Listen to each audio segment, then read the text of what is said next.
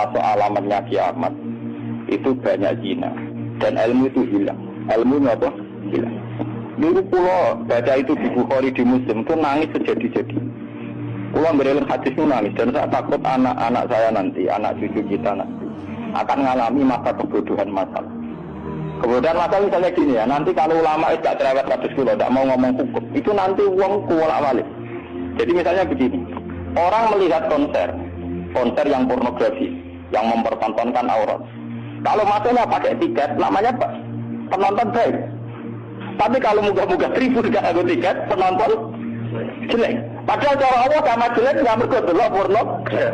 Karena dia dilem orang baik, dia tidak pernah introspeksi kalau perilakunya sama. Itu yang paling saya takut. Nanti itu kebaikan itu dalam keburukan. Jadi tadi orang nonton konser pornografi asal kamu bayar, dia ke penonton